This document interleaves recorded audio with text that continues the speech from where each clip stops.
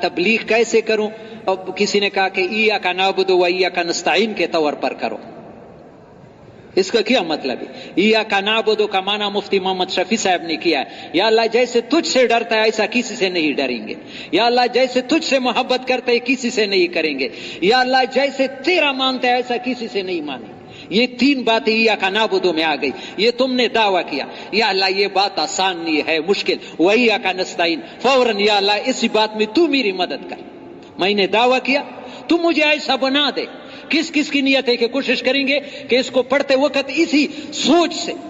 ابھی پیر صاحب فرماتے تھے عصر سے پہلے مشورے میں کہ یہ نماز میں یہ توجہ برابر کرو کہ اللہ مجھے دیکھ رہا ہے، میں اللہ کو دیکھ رہا ہوں، نہیں تو کم از کم اللہ مجھے دیکھ رہا ہے، اللہ سے مانگ رہا ہوں. سوالات دعا کو کہتے ہیں، نماز تو سارا اللہ سے مانگنا ہے. اہدنا الصراط المستقیم پڑھتے ہوئے اس تصور سے پڑھو، یا اللہ میں تو 1 سال کا بچہ ہے، خود نہیں جا سکتا ہے، کسی نے اس کے دونوں انگلیاں پکڑے، اس کو جس کے ہاتھ میں انگلیاں اس کو یقین ہے میں نے چھوڑ دیا تو گر جائے گا. یا اللہ اگر تم نے ہمارے انگلیاں چھوڑ دی ہم ایک قدم بھی خدا کی قسم صحیح نہیں اٹھا سکتے. سورہ فاتحہ اس دور دیکھو کہ تمہاری زندگی بدلتا ہے یا نہیں بدلتا. رکوع سجدے میں خاص کر یہ میں نے پہلی بھی کہا، یہ ہمارے جوان بچے، مجھے اپنے مسجد میں امام ہوں، بعض جوان ایسے نماز پڑھتے ہیں کہ نماز ان کو دعا دیتی ہے. رکوع گیا ابھی سر اٹھائے نہیں، سجدی گیا سجدے سر اٹھائے نہیں. پھر تھوڑا سا نماز پر وقت لگاؤ، تھوڑا سا رکوع میں جاؤ، سبحان ربی العظیم، پاک ہے رب میرا جو بہت بڑا ہے. دل میں کہو یا اللہ رب منا ساری ضرورتوں کو پورا کرنا، یا اللہ تو بہت بڑا ہے، میری تو چھوٹی ضرورت ہے، یا اللہ میری ساری ضرورتوں کو پورا کر. زبان پر یہ پڑھو، دل میں مانگو. سجدے میں سر لگاؤ. سب سے زیادہ انسان اللہ کو جو قریب ہوتا ہے وہ سجدے کے حالت میں. نفلوں میں سنتوں میں 7 مرتبہ پڑھو، 9 مرتبہ 13 مرتبہ پڑھو، سجدہ لمبا کرو.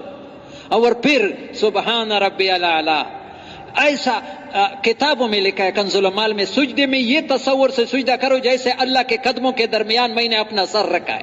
کتنی عاجزی ہے کسی کے سر کے قدموں میں اپنا سر ڈالنا. یا اللہ میں نے یہ سر ڈالا ہے، تو بہت بلند ہے، میرے تو تھوڑی ضرورت ہے، یا اللہ میری ضرورتوں کو بھی پورا کرو اور میری تربیت فرما. یہ دیکھو تم ایسا نماز شروع کرو کہ تمہارے زندگی کیسے چینج بن جاتی. کس کس کی نیت ہے انشاءاللہ اس کی مشق کریں گے. نماز پر کوشش کرو، ہاں صحیح نماز اور جماعت سے پڑھو.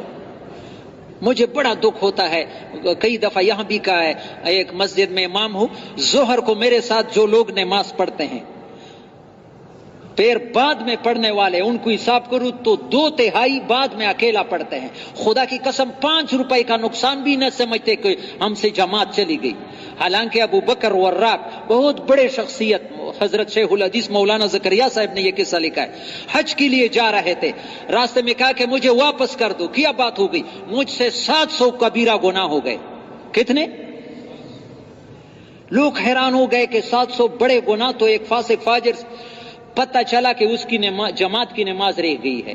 تو وہاں شیخ الحدیث صاحب نے فضائل حج میں لکھا ہے کہ ایک روایت ہے، حدیث ہے کہ جماعت سے رہنا اتنا گناہ ہے جیسے 700 گناہ کبیرہ گناہ آدمی نے کیا. کوئی گناہ سمجھتا ہے؟ صبح کو اکیلا ٹکرے مارتا ہے.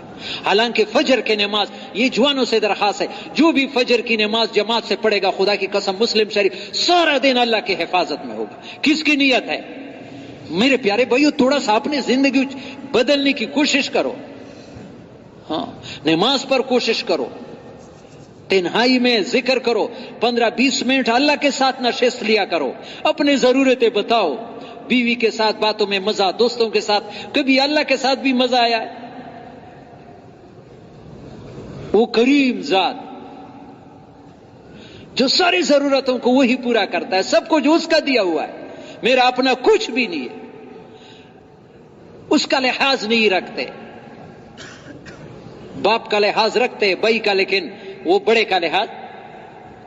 ما لکم لا ترجون للہ وقارا وقد خلقکم اطوارا. نوح علیہ السلام قوم سے کہتے ہیں بدبختو اتنے بڑے اللہ کا لحاظ نہیں رکھتے. وہ کن چیزوں سے خوش ہوتا ہے؟ عبد الوہاب صاحب نے ہمارے حلقے کا جوڑ تھا، ہر انسان کی کامیابی اس میں ہے کہ اللہ کو راضی کرنے میں لگ جائے، مرد ہو عورت ہو۔ ابھی اللہ ناراض ہے ہم لوگوں سے، نبی نے نشانیاں بتائی ہے، حدیث ہے کہ جب اللہ پاک اس امت سے ناراض ہو جائے گی تو پچھلے امت جیسے زمین میں نہیں دنساتے۔ اذا غضب اللہ علی امت لا يعذبهم خسفا ولا مسخا، ان کے چہرے وہ بدلتے نہیں ہے، پہلے امتوں کی شکلیں بدل دی، خنزیر بنایا ہے، قرآن میں ہے وجعل منهم القردة والخنازیر، بندر بنائے ہیں، خنزیر۔ لیکن اللہ ناراضگی کی 3 نشانیاں بتائی، توجہ سے سنو۔ ولیکن قلت امطارها، بارشیں کم ہو جائے گی۔ بارشیں کم ہے یا زیادہ ہے؟ کتنے سالوں سے بارشیں فصل صحیح نہیں ہوتی، یہ اللہ کے ناراضگی کے نشان ہے۔ وغلت اسعارها، اور دن بدن چیزوں کی قیمتیں بڑھتی جائے گی۔ وَيُوَلِّ عَلَيْهَا أَشْرَارَهَا، برسر اقتدار لوگ، بدترین لوگ اللہ لے کے آئیں گے جب اللہ نیچے لوگوں سے ناراض ہو جائیں گے۔ ابھی نیچے لوگ حکومت سے شکایت کرتے ہیں، خود اللہ کو راضی کرنے میں نہیں لگتا ہے کہ اللہ ہمارے حالات کو ٹھیک کرے۔ ہر آدمی دوسرے کو دیکھتا ہے کہ اس کی غلطی ہے۔ میرے پیارے بھائیو، آج تو ایک فیصلہ کر لو، مولانا محمد عمر پالن پوری نے فرمایا ہے، جو آدمی توبہ کرتا ہے وہ گناہوں سے خدا کی قسم ایسا پاک ہوتا ہے جیسے ماں کے پیٹ سے بچہ پیدا ہوتا ہے اس دن اس پر کوئی گناہ ہوتی ہے۔ لیکن توبے میں 4 شرطیں ضروری ہے۔ کتنے؟ 4 چیزیں ضروری ہے۔ کتنے؟ اگر کرنا ہے تو بتاؤں گا، نہیں کرنا ہے تو پھر کیوں بتاؤں؟ کس کس کی نیت ہے؟ ہاں، تو ایسا توبہ کریں گے۔ یہ جتنا بھی انسان کو معلوم ہے کہ مجھ سے غلطی ہوگی، اس پر ندامت ہو، یا اللہ یہ میں نے اچھا نہیں کیا، یہ میں نے جتنی بھی انسان کو ملی یہ بات گناہ کی مجھ سے ہو گئی، یہ غلط میں نے دیکھا ہے، غلط سنا ہے، غلط بولا ہے، وہ کیا ہے، وہ کیا ہے، اس پر دل میں ندامت ہو کہ یہ میں نے پچھلے جو کیا ہے اس پر نادم ہو۔ سمجھ میں آ رہی ہے؟ اس وقت فی الحال میں گناہ کو چھوڑ دی، جتنے معلوم ہے کہ یہ اللہ کے نافرمانی ہے اس کو نہیں کروں گا، مر جاؤں گا لیکن اللہ کے نافرمانی نہیں کروں گا۔ آئندہ نہ کرنے کی نیت ہو، آئندہ 3 شرطیں یہ ہے، اور 4تھی شرط یہ ہے اگر کسی کا حق آیا ہے اس کو ادا کرو یا معاف کرا دو، اگر نمازیں چھوڑی ہے تو اس کی قضا لاؤ۔ یہ 4 شرطیں ہیں۔ ایک، پچھلے پر ندامت، موجودہ وقت میں گناہ چھوڑو، آئندہ نہ کرنے کی عزم، اور جو حقوق رہ گئے اس کو ادا کرو۔